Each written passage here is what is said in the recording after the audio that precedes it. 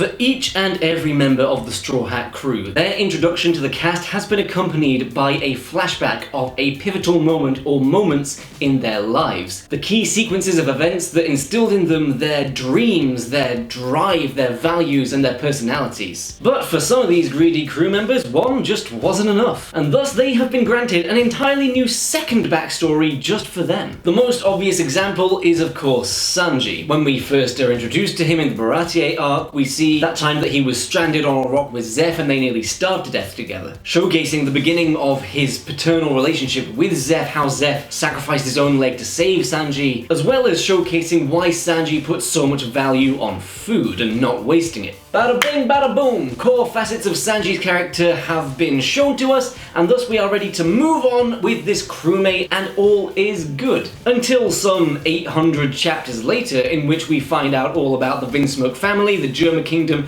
and Sanji's even earlier childhood, which comparatively makes starving to death on a rock actually seem quite pleasant. Sanji, however, is not the only member of the crew to have earned this second backstory accomplishment. Luffy himself is also in that club. His original backstory is of course the events of Chapter 1 of Romance Dawn, all the time he spent hanging out with Shanks, eating his devil fruit, getting kidnapped by Higama the bear, and getting Shanks' arm lost in the process. What a little scamp. His second backstory of course comes in the post-war arc after the Summit War, after Ace's death, where we see a little later on in Luffy's childhood his relationship with Dadan and his relationship beginning with Ace and Sabo, how the ASL brothers came to be brothers. So that's two of our core crew members who have earned that very shiny second backstory badge. And if my instincts are correct, there is still one more that we are yet to experience. Before we get into the strongest candidate for that though, I just thought it would be fun to run through each and every Straw Hat member and see how much potential they have to enter this exclusive club. Starting with Nami. Now we pretty much saw all of the main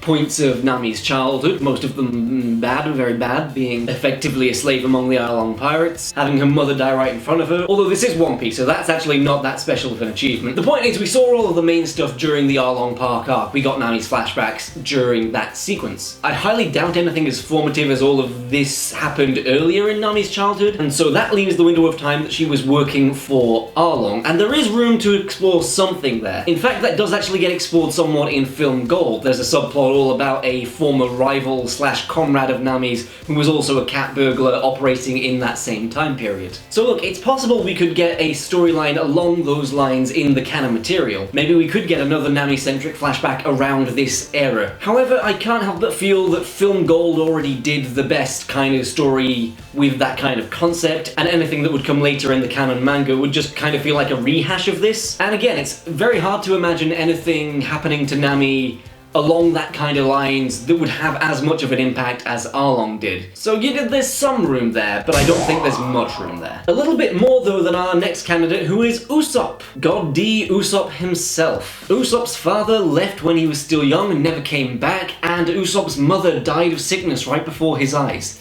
So by One Piece standards, Usopp had a great childhood. I really can't think of anything more significant happening to Usopp in his very early childhood than Yasopp leaving, and we already pretty much saw the fallout of that, so I don't think there's really much room for a flashback there, and we pretty much saw him growing up on Syrup Village during the Syrup Village arc, bonding with the Usopp pirates, developing his friendship with Kaya and all of that. It seems like really all he was doing was running around Syrup Village, getting into shenanigans with those lot and telling lies and telling everyone that the pirates are coming. He did that for a good little while, and then Luffy came along and then he became a part of the Straw Hat crew. So we pretty much know all there is to know about Usopp. I can't really think of any missing time period in Usopp's history that we don't know more about. However, that's not to say that we won't find out more about Usopp in terms of legacy. There's a very popular fan theory that Usopp is descended from Nolan the Liar. It is a fan theory that I do quite like. It encapsulates the whole inherited will aspect of One Piece quite nicely,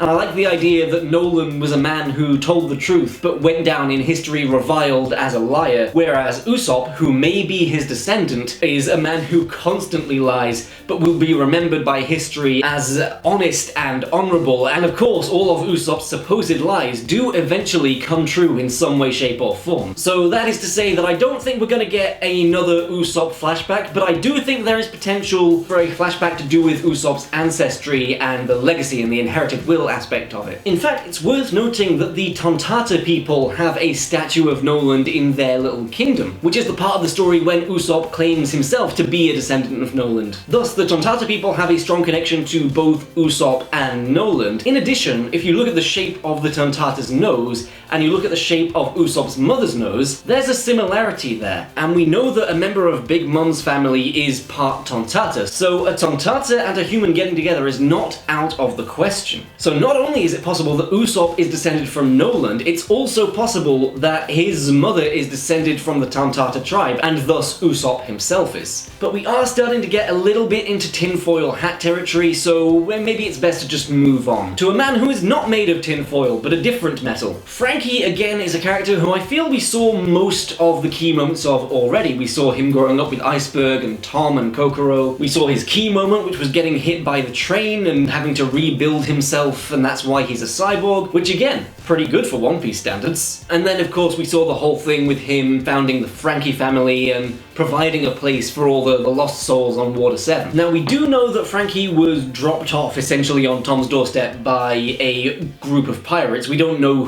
which pirates they were, but they abandoned Franky there. There's a popular theory that it was Queen, and Queen is also Franky's biological father, which isn't a theory I dislike, although the only thing that I come to with that one is, what does it add to the story if Queen is Franky's actual dad, you know what I mean? But there is a chance we could see some of Franky's very early childhood with his biological parents before he got abandoned, and maybe that's when the Queen is Franky's dad theory will be proven true, and everyone will be like, hurrah, we called it. The only other real part of Franky's life that I could see maybe there's a story worth exploring is during the early days of the Franky family. Maybe they had some kind of rival or bad guy that they needed to overcome, and there was like a bit of gang warfare on Water 7 and the Franky family needed to come out on top. So I think there is more potential with Franky than with Usopp or Nami. And you know, maybe that would be cool to see. Another thing that is cool to see is the Drum Kingdom, because it's cool because it's full of, it's all snowy all the time. Man, I'm so good at transitions. Drum Kingdom, of course, being where Chopper is from. He is the next person, the next Straw Hat we're going to be talking about. In fact, Chopper also kind of already got a mini-second backstory when he revealed Monster Point. We saw a little bit of that flashback with him and Dr. Kuriho, where she was like, Chopper, you went on a mad one last night, don't ever do that again. And Chopper was like, oh man, I'm never drinking, rumble balling. I'm never rumble balling again. So clearly we didn't see Chopper's entire life up until meeting the Straw Hats, but we did just feel like we saw a lot of it. But there's still that period of time where he was living with Kuriha, where there could be something there, although it is hard for me to think of anything that could have happened to Chopper during that time period that would be more significant than the Monster Point incident. But who knows, maybe Chopper has a whole entirely other form that's yet to be revealed. It happened again, but even bigger, like double Monster Point. I don't know. Maybe he took like 7 Rumble Balls and he turned into 7 Choppers. But yeah, that's about all I got for Chopper. So I feel like we're kind of done with him. I don't think there's that much more to his backstory that we can really explore. Unlike our next candidate, Roronoa Zoro, Pirate Hunter Zoro, some call him, in spite of the fact that he hasn't been a pirate hunter for at least 2 years. Although there is that fan theory that he has been doing the long con the whole time and he's going to turn in Luffy's bounty when he becomes the Pirate King. But Zoro is actually one where there's quite a significant gap of time in what we know about what he was doing after the Kuino incident and before he met Luffy. There was that whole period of time, several years, where he was a pirate bounty hunter searching for Mihawk in his quest to become the strongest swordsman. The anime also had a little filler episode exploring this concept. Zoro was kind of a Lone Ranger style, and it showed how he met Johnny and Yosaku and how those 3 bonded and why those 2 call him Big Brother. It was actually a really good filler episode. I really liked that one. And I believe one of the movies, I haven't seen it, but I believe one of the movies has a storyline revolving around a former swordsman rival of Zoro's, who is like the big bad in that one. on. So there is definitely room to explore a little bit more with Zoro during that time period where he was this lone samurai wandering around just trying to find where he was. So Zoro has the most potential, I think, of anyone we've discussed so far. Robin, we kind of got the entire life story of Robin during her flashback in Water 7. We saw her from an 8-year-old to a teenager to 20s, being sheltered or hiding with or being used by various different people and organizations who eventually turned on her or forced her to run away. And that little flashback sequence, that pretty much runs the gamut. I feel like that gets across all that happened. I don't think there's anything that could possibly have happened to Robin before the O'Hara incident that was more significant than that. Now, it's possible we could see an expansion on some of those shady organizations she was working with before she became a Baroque Works agent. The implication is that she was part of some kind of pirate crew or some kind of other organized crime units. So there is potential to explore a bit more there, but I don't think much. I feel like that flashback during Annie's lobby is really like, that's the crux of it. This is what you need to know about Robin. Although just by virtue of her being one of the older Straw Hats, there is more room there for us to learn something we didn't already know. As well, there is a much more recent period of time in which I would love to see a Robin-centered flashback, and that is the 2-year time skip when Robin was spending time with the Revolutionary Army. Of all the Straw Hats' various different time skip journeys, I think Robin's was by far the one I was most invested in, the whole Tequila Wolf uprising and joining the Revolutionary Army. That's the one where I was like, oh damn, I kind of want a whole, like, spin-off about what Robin's doing in Tequila Wolf. I don't care about Usopp on the plant island. No. I want to know about this. This bridge they're building, which we still don't know about. But seeing Robin hang out with the revolutionaries during that 2 years would be incredible to see her talking with Dragon. I mean, Robin knows Dragon and Sabo and Koala and all of the revolutionaries that we know, and we haven't seen them interact. We know that they have, but we haven't seen it. We've been deprived of those interactions. Oda, please, I want to see those interactions. I want to see Robin talk with Dragon about Luffy. I want to know what Dragon thinks of Luffy. So much as I was saying, there's like some potential with like the shady organizations back in the day with Robin. I think the most potential is Robin's time with the revolutionaries. There is really strong potential for a really compelling story during that time period when Robin was with them. So Robin and the revolutionaries, as well as like Zoro alone, those are the two strongest contenders, I think, for second backstory so far. And then, of course, we have the most recent addition to the Straw Hat crew. We have Jimbei, first son of the sea. When I think about all of the various childhood flashbacks that all the Straw Hats have had, it sort of comes to my attention, Jimbei specifically hasn't really had one. Like, we saw him as a child during the Fishman Island arc, but it wasn't really his backstory, it was Fisher Tiger's backstory, you know? And of course we saw, like, him and Arlong and Fisher Tiger on the same crew, and how Fisher Tiger died and he and Arlong went their separate ways with their separate ideals, and we did see that aspect of it. But there is potential for more of Jimbei's childhood to be explored there, because it doesn't feel like we really know, like, who are Jimbei's parents, or what was Jimbei's home life like growing up. However, similarly as with Robin, I'm less interested in what happened to Jimbei when he was growing up, and much more interested in the time when Jimbei was one of the 7 warlords. He fought for his position to be a figure that fellow fishmen could look up to be a bridge between the fishmen and the humans. He fought for that position to stand there with honor. And he was a big shot when he was a warlord. He was like almost an honorary crewmate of the Whitebeard crew. He had a big old fight with Ace back in the day before Ace joined the Whitebeard crew. Every time Jimbei gets talked about before we actually meet him in the series, he is talked up like he is a big deal. He is a big shot. He is a man that you don't want to mess with, a fish man that you don't want to mess with. So I would definitely be down to see a flashback with Jimbei during his warlord era, see what kind of opponents he was going up again, what kind of missions the world government was sending him on, what kind of things he was up to. And so all of that lot, I still think I'd say Robin and Zoro have the most potential of the ones I've just talked about. However, now it is time for the man we've all been waiting for. It's time for the man of the hour,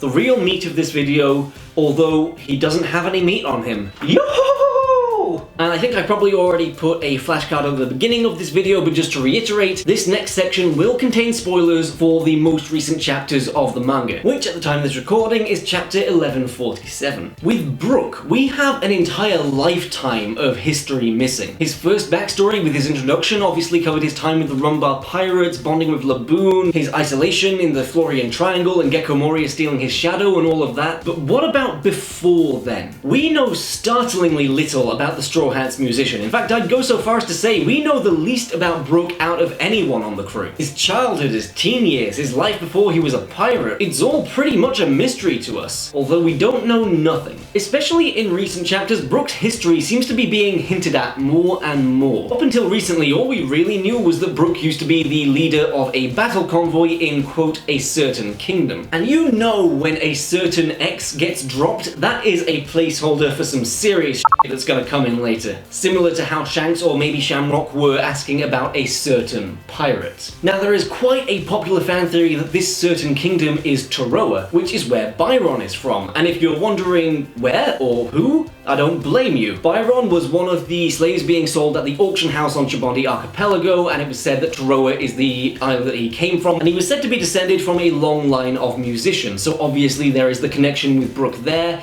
In addition, he is wearing a very similar attire to Brook. It's a theory that I do quite like. I think there's a very high chance of it coming true. I think the kingdom that Brook was from was either Toroa or a kingdom that we just haven't heard of yet. But honestly, I do lean more towards this Toroa theory. Although it does bear repeating, this is all still speculation. Since that one scene in Chabondi Archipelago, we have heard nothing of this since. So up until recently, that is pretty much where the theory stood. This guy's a musician from an island, Brook's a musician, he's probably from an island, so maybe they could be from the same island. Maybe they could even be related, who knows? Maybe Lord Byron's got...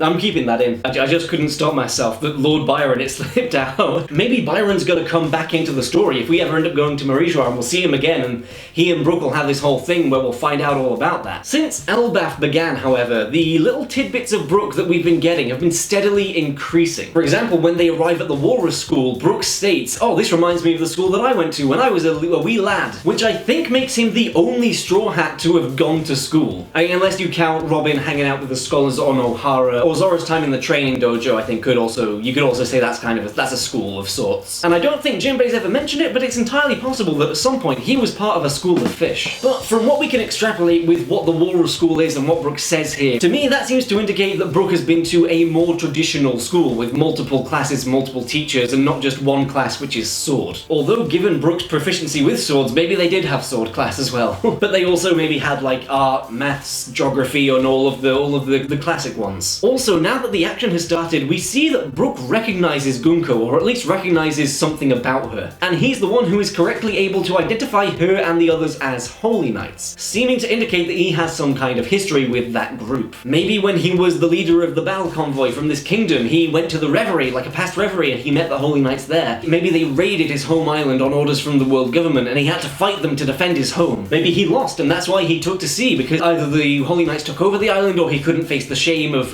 failing the people there. So instead he took to the sea and began his life as a pirate. There's so many holes in Brook. And there's holes in his backstory as well.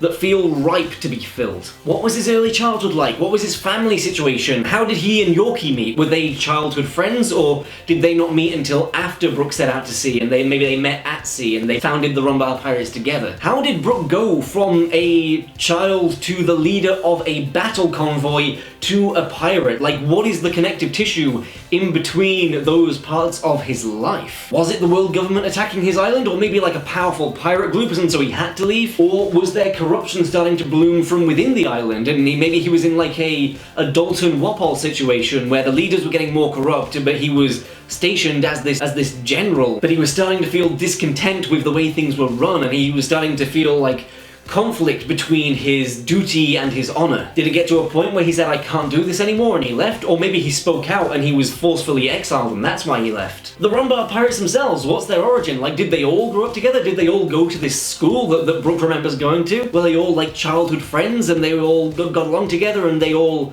left this island as a group and set out to sea? It would make sense that an entirely musical-based group of pirates came from this island, from Toroa, which has strong connections to music from what we know. Was it maybe a less dramatic exit and they all just being friends who loved music, decided they were going to set out to sea and bring the joy of music to all the other islands. Or maybe Brook set out from his island alone and then he met Yorkie and the others later on. In addition to Brook himself as well, we know startlingly little about the time period that all of this went down in. I mean, this is pre-Roger era, before the great era of piracy. Who were the other big shot pirates groups? Were Rocks active during this time? Who was the pirate group who shot the poison arrows that eventually killed Brook's crew? Like, there's so much. There's so much. The questions I have about Brook's past are just endless. There is a wealth of story potential here, just lying abundant and untapped by Oda. At least at the time of this recording, but maybe, just maybe, all that is about to change. While the others do all have some potential for second backstory treatment, or maybe not Usopp or Chopper, but yeah, there's something there. When it comes to Brook, I feel like it's damn near guaranteed that we are going to get a whole other flashback about Brook's early life before the Rumbar Pirates,